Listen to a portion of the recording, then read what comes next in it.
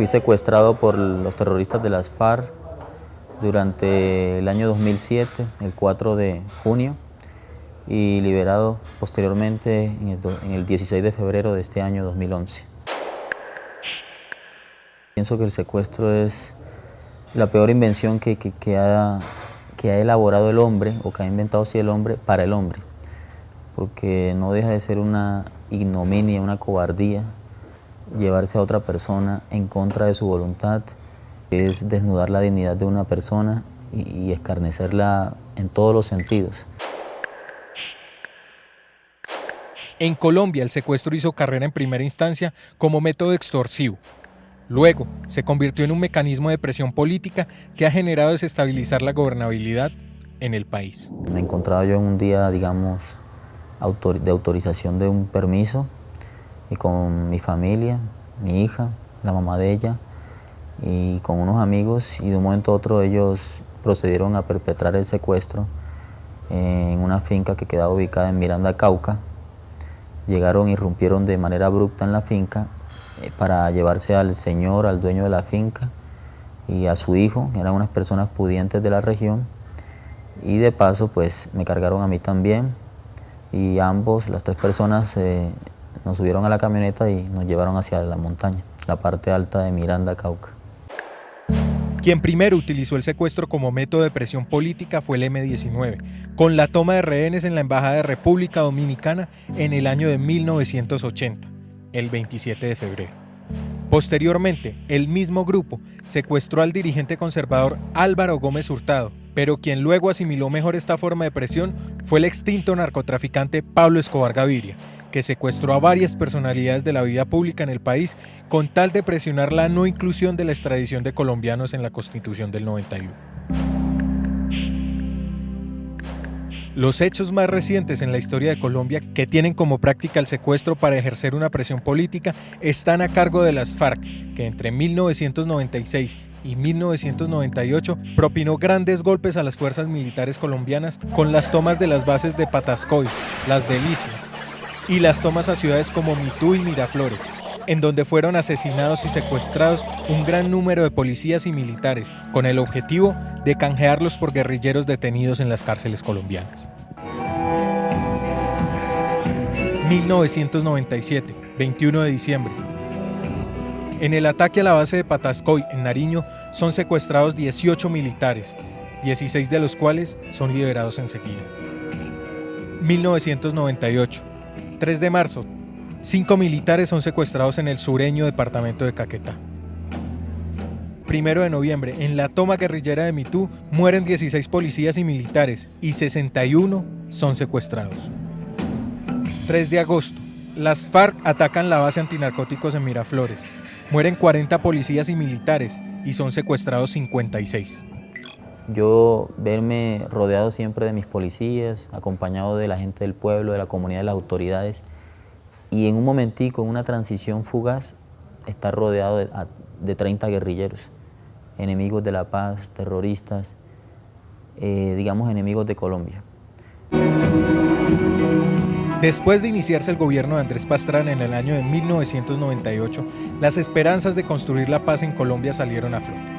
Un canje humanitario firmado por el expresidente y el líder máximo de las FARC trajo de vuelta a policías y soldados regulares que se encontraban en cautiverio, mientras un grupo de integrantes de las FARC salían de la cárcel como contraprestación. Los oficiales y suboficiales de las fuerzas seguirían secuestrados mientras se adelantaban las negociaciones en el Caguán. Las FARC los utilizarían como medio de presión política para que el gobierno liberara guerrilleros detenidos con mayor rango. Cuando se tiene una cadena eslabonada con unos candados tanto en el cuello como en el tobillo, esperando a que pasen las horas, los días, las semanas, los meses, los años. Llega diciembre, Semana Santa, vacaciones, otra vez Navidad. Entonces es una situación deprimente porque el tiempo es absolutamente plano, y allá la mejor situación es no ponerse a pensar en el tiempo en largo, en futuro, sino simplemente vivir el día a día. Pienso que es lo que uno debe hacer. En el año de 1999, las FARC se aprovechaban del despeje de 43.000 kilómetros cuadrados otorgados por el gobierno y lo convierten en sitio de reclusión de secuestrados. A partir de este año, empezó una cacería de personalidades con el fin de presionar al Estado colombiano a que liberara guerrilleros detenidos en las cárceles.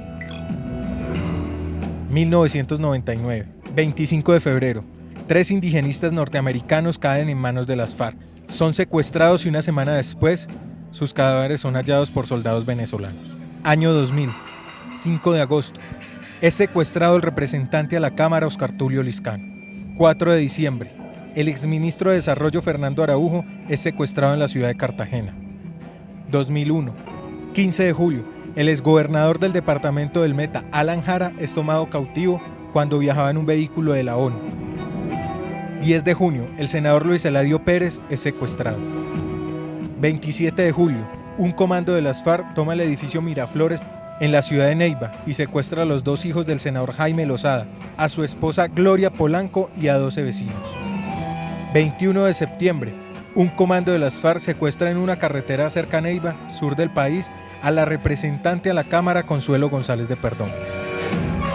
29 de septiembre, muere en una operación de rescate la ministra de Cultura Consuelo Araujo, conocida como La Cacica. 20 de febrero, guerrilleros obligan al piloto de un avión de la aerolínea Aires a aterrizar en una carretera del departamento del Huila y secuestran a 3 de los 30 ocupantes, entre ellos el senador Jorge Eduardo Hechen Turbay. Aquí se acaba para el gobierno el proceso de paz con las FARC. 23 de febrero, la candidata presidencial Ingrid Betancourt y su compañera Clara Rojas son secuestrados en la antigua zona de distensión. 11 de abril, las FARC asaltan la Asamblea Departamental del Valle del Cauca y secuestra a 12 diputados. 21 de abril, el gobernador del departamento de Antioquia, Guillermo Gaviria, y su asesor de paz, el exministro de Defensa, Gilberto Echeverri, son secuestrados. 13 de febrero, las FARC derriban una avioneta en las selvas del sur y secuestran a 3 contratistas estadounidenses. Yo decidí sobrevivir y decidí, digamos, dar la lucha, dar la batalla, y así se lo expresaba a mi familia desde los primeros días o semanas de esta experiencia, en las pruebas que pude enviar al principio, y se los hice saber que así iba a ser mi pensamiento durante todo el tiempo. El mayor de la policía, Guillermo Javier Solórzano, es el último miembro de las fuerzas militares liberado por las FARC. Su liberación se produjo en febrero del año 2011 y gracias a la gestión de la senadora Piedad Córdoba. Con el transcurrir de los años y después de pasar 5 periodos presidenciales, algunos secuestrados fueron liberados de manera unilateral. Otros fueron rescatados en operaciones como Jaque y Camaleón, y otros, como Pinchao y el exministro Araujo, se escaparon de sus captores. También algunos fueron asesinados, y otros, como el coronel Julián Guevara, simplemente murieron en cautiverio. En la selva todo es difícil. La selva por dentro son una especie de laberintos bastante grotescos. Es una pestilencia permanente por la humedad. El pantano, no hay un piso que considere usted que sea sólido, todo es pantano, todo es terreno en falso, árboles sobre árboles, hojas. El follaje de los mismos árboles no permite que el sol entre. Actualmente 17 miembros de las fuerzas militares, con 12, 13 y hasta 14 años siguen secuestrados. Después del boom mediático que tuvo el tema en Colombia, hoy los que quedan en las selvas colombianas parecen estar condenados al olvido.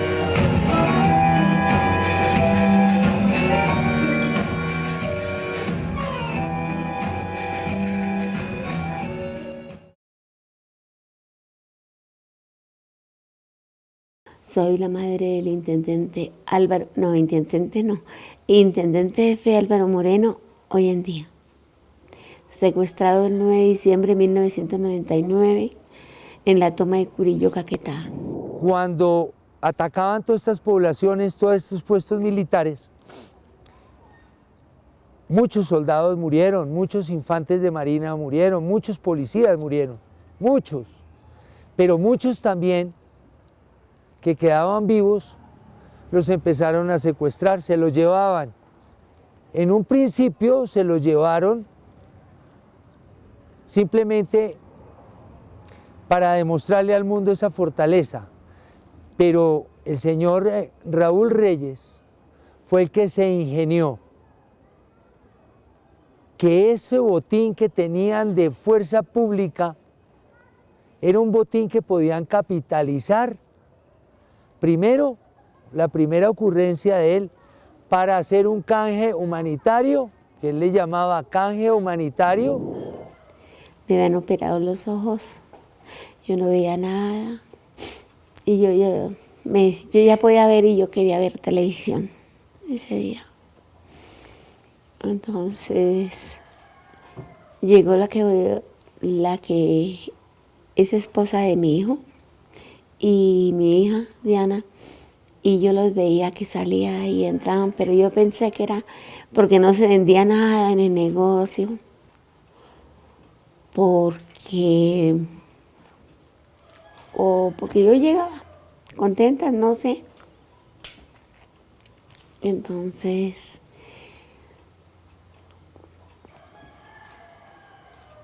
no me dejaban prender el televisor.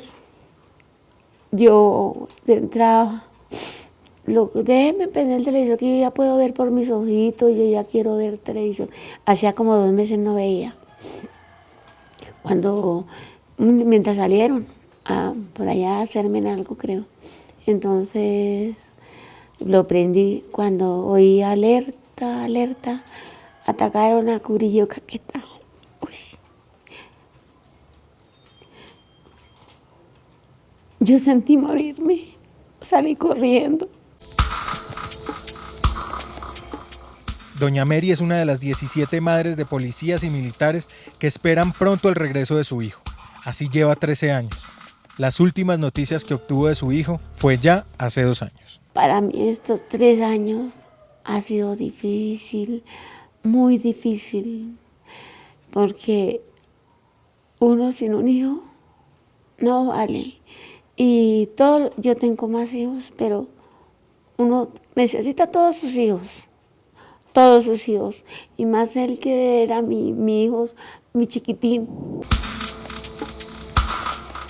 El tema de los secuestrados en Colombia parece haber pasado de moda, un tema que movilizó ciudades enteras, medios de comunicación y presidentes de otros países. Hoy parece quedar en el pasado oscuro de Colombia, pasado que todavía está en el limbo, cuando todavía existen 17 hombres de las fuerzas militares retenidos y miles de civiles que sufren este flagelo con fines extorsivos. Secuestrar es como raptar, es quitarle en un momento determinado todo el derecho a un ser humano. Primero la libertad y luego a decidir por cuenta propia su diario vivir. Yo trabajo en la organización ASFAMIPAS, una organización creada desde 1998, llamada de las familias de los policías y soldados secuestrados que llevan pudriéndose en las selvas desde hace 12, 13 y 14 años en poder de la guerrilla de las FARC.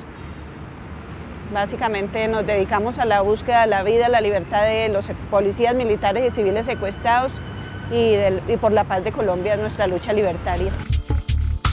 Marlene Orjuela también sufrió en carne propia el secuestro de un hijo, que fue liberado por las FARC en el año de 2001, cuando las FARC entregaron a soldados rasos y policías auxiliares que habían caído en las tomas de Miraflores y Mitú. A pesar de ella haber superado el drama con su hijo, no superó el drama de los demás. Por eso siguió luchando por la libertad de todos los secuestrados en Colombia.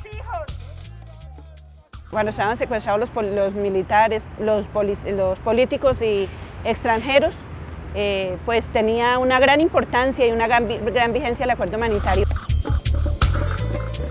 Hoy estas familias tienen que cargar con la cruz de tener un familiar secuestrado, cuya libertad depende de la voluntad política de un grupo guerrillero o de un Estado.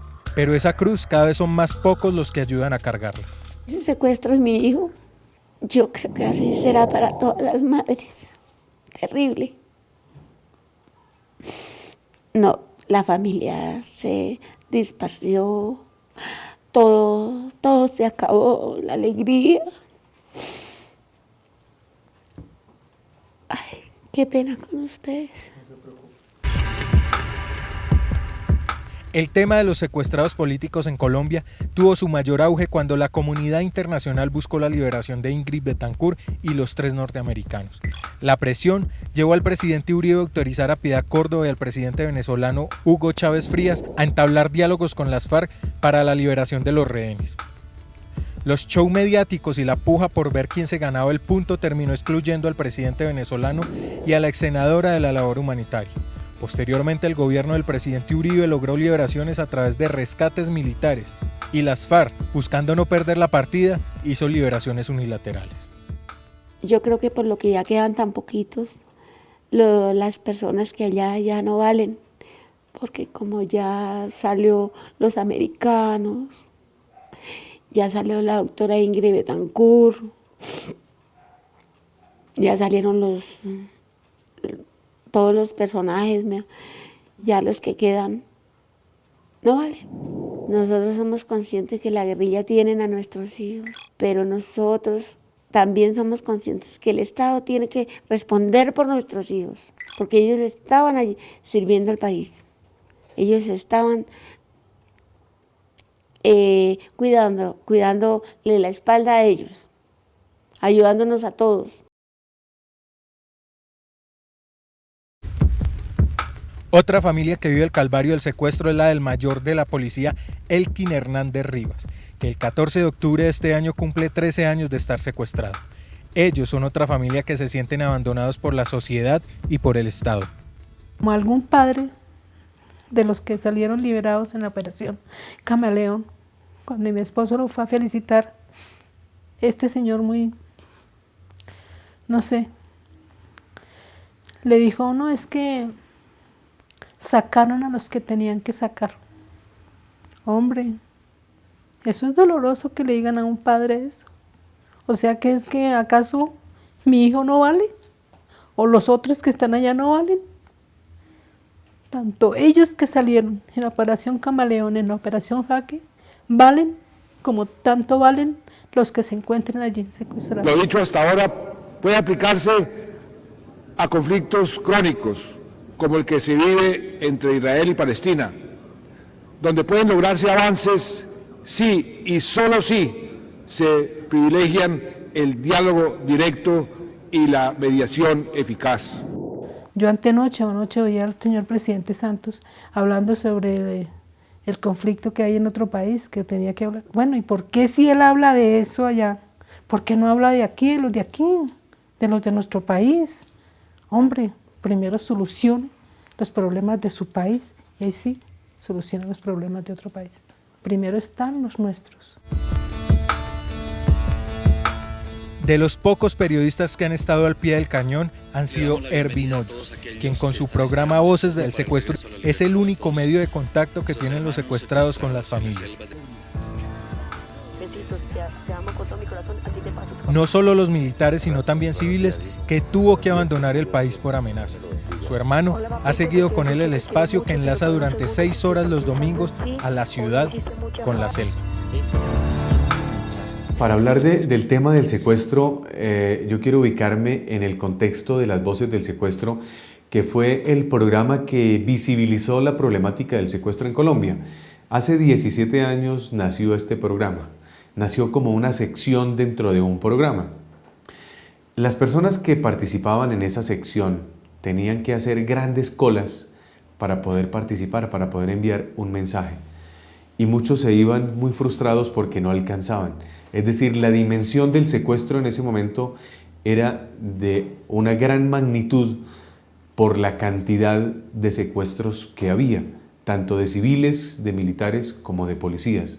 En ese momento, cuando el programa inició en Caracol Radio, se hacían más o menos hasta 2 cuadras de personas esperando un turno para enviarle un mensaje a los secuestrados. Ay, lindo. Te extraño muchísimo. Feliz cumpleaños. Hoy en día ya no se escucha hablar mucho del tema de los secuestrados. El programa, más sin embargo, ha continuado con la misma dinámica y integrando a las familias. Dejó de ser un programa de tener una sección en un programa a tener 6 horas en la cadena básica Caracol de Colombia. Los secuestros en Colombia han tenido desafortunadamente una estratificación. Así lo hemos podido identificar en las personas que desde el punto de vista de gestión, desde el punto de vista diplomático han hecho gestiones internacionales para generar liberaciones de ellos. Estamos hablando de presidentes, estamos hablando de senadores, como el caso de la senadora Piedad Córdoba, pero todo tiene un tinte político. Como ya salieron los más importantes y quedan unos secuestrados civiles, militares de menor rango, entonces ya hemos visto que no se volvió a hablar del tema.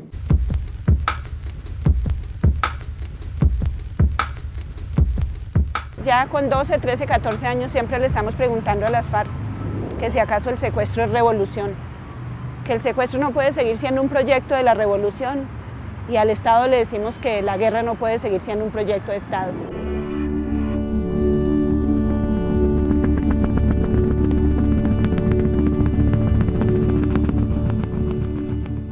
Aquí el dolor lo vive quien lo sufre. Por ahí una caminata un 4 de febrero o de marzo, febrero, donde ha sido apoteósica marcha a nivel mundial. Pero la gente que salía es como en los entierros.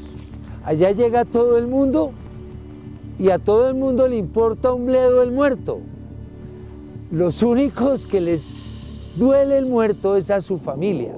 Los demás van para que los vean, para hacer acto de presencia, para tomar tinto, para hacer relaciones públicas, y se salen un poquito de la sala donde está el féretro a echar chistes y a fumar. Exactamente igual. Aquí a la gente le importa un carajo.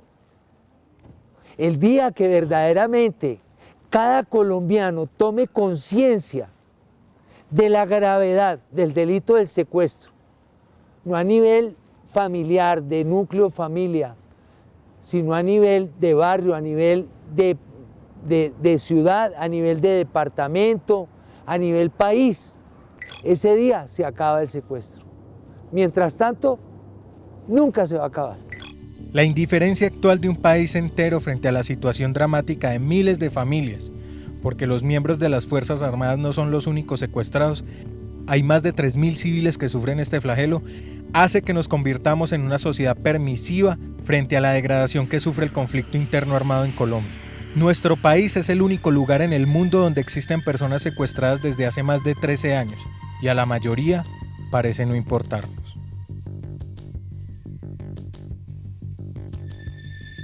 Yo no veo qué objeto los tienen más allá.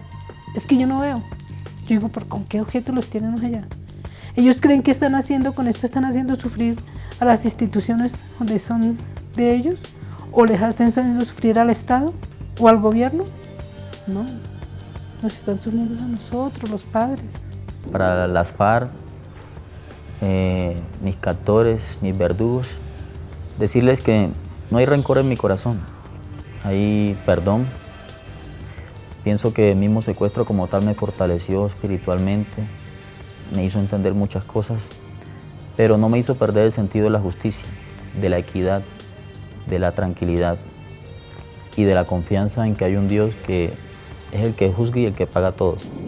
Que nos ayuden, porque dice uno, como el secuestro no es conmigo, no miremos eso o pasemos. Incluso pasa en la Plaza de Bolívar, ¿ustedes qué hacen ahí? Nos insultan, sinvergüenzas, son unas sinvergüenzas. Yo le digo a la sociedad colombiana que si no nos unimos de manera solidaria sin necesidad de tener un ser querido desaparecido, secuestrado, mutilado, asesinado, todos vamos a terminar en la misma situación y en la misma desgracia. Por petición de doña Mary Moreno, emitimos este mensaje que ella le envía a su hijo. Ella conserva la esperanza de que su hijo lo vea. Para mi adorado Alvarito, si me está mirando, hijito lindo, aquí estoy fuerte. Triste porque no está mi amor. Se puede saber que estoy en la casa. Por el momento no estoy trabajando. Estoy bien, mi chinito. Aquí estoy con Sonia, con Danielito, que como lo ha oído, le graba mensajes, lo quiere mucho, quiere que llegue para que formen un equipo de fútbol, mi Alvarito. Mi Alvarito, no se preocupe por nada, lo quiero mucho. Un abrazo. Y para todos sus compañeritos Que Dios me los bendiga. Y quiero enviarle mi bendición a Alvarito. En el nombre del Padre, del Hijo, del Espíritu Santo. Mi Alvarito, que Dios te cuide, los angelitos te guíen por el camino de la libertad. Y aquí lo estoy esperando. Y no te preocupes, hijo. Te amo. Besos, abrazos.